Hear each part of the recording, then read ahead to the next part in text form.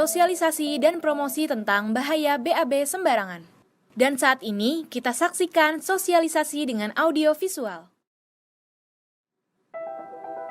Di sebuah dusun saat matahari mulai bersinar, Pak Mundi keluar rumah untuk membuang hajat di pinggir sungai.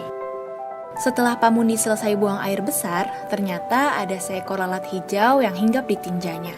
Lalat tersebut terbang, kemudian menuju dusun Pak Mundi, lalu hinggap di warung tempat Pak Mundi berada, dan mencemari berbagai makanan yang dihinggapinya. Ternyata Pak Mundi memakan makanan tersebut. Tidak lama kemudian, Pak Mundi terserang diare yang bertambah parah,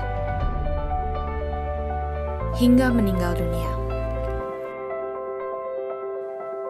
Di sebuah desa terdapat satu keluarga bahagia. Tapi di desa tersebut masih memiliki kebiasaan buruk, yaitu buang air besar sembarangan. Sampai terjadi wabah diare di desa tersebut dan keluarga tersebut kehilangan anaknya yang masih balita. Mereka ternyata tidak sendiri. Banyak keluarga lain yang juga kehilangan anggota keluarganya pada wabah diare tersebut. Apakah pemerintah pusat, daerah, dan swasta diam saja?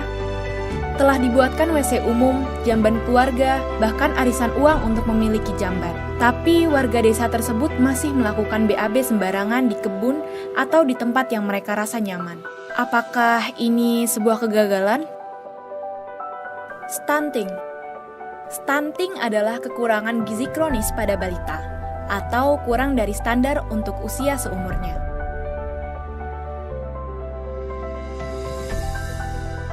9 juta balita Indonesia mengalami stunting. Balita stunting mudah sakit dan perkembangan otaknya terhambat. Dan kelak di sekolah akan kesulitan untuk berprestasi. Dan ketika dewasa, dalam pekerjaan mendapatkan upah 20% lebih kecil dibanding anak tumbuh optimal. Salah satu penyebab utama balita stunting adalah diare, sebagai akibat dari perilaku buruk buang air besar sembarangan. Dan akibatnya gizi anak terkuras, sementara sisa gizi dipakai untuk melawan penyakitnya, dan usus tidak dapat dengan baik mengambil asupan gizi.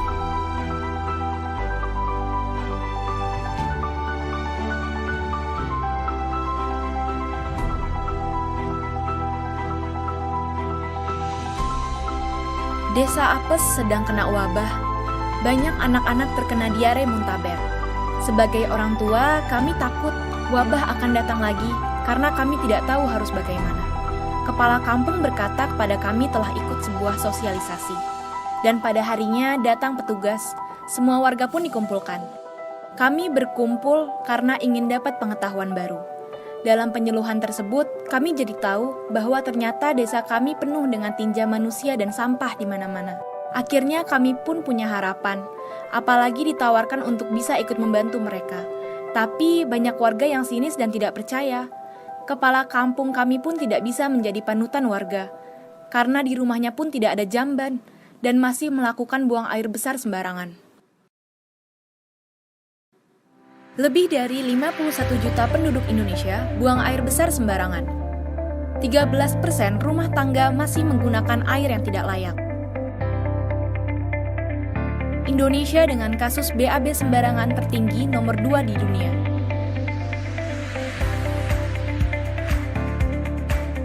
Hari gini masih BAB sembarangan. Promosi kesehatan jamban sehat. Jamban adalah tempat pembuangan kotoran manusia. Gunakan jamban sehat.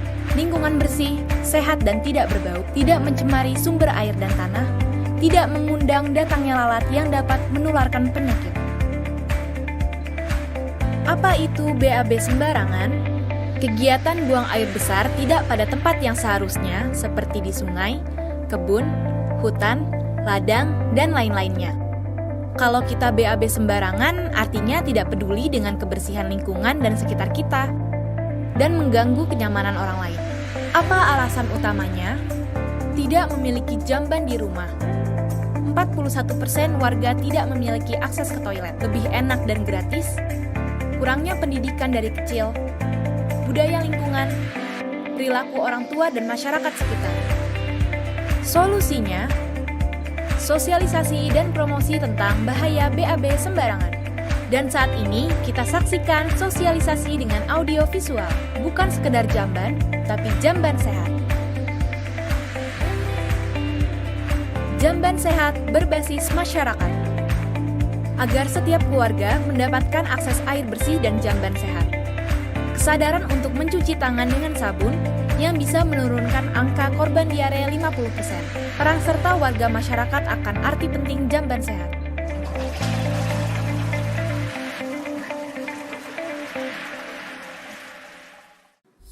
Seperti apa jamban sehat itu?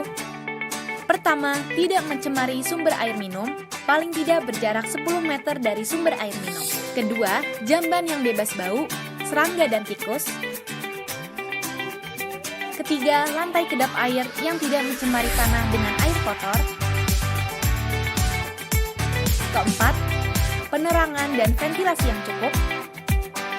Kelima, luas yang cukup, bersih, nyaman dan harum. Keenam, konstruksi jamban yang baik dan aman bagi pengguna. 7. Tersedianya air dan alat pembersih. Terakhir, berdinding dan berpintu serta tidak menimbulkan pandangan yang kurang sopan. Ayo, wujudkan Indonesia sehat!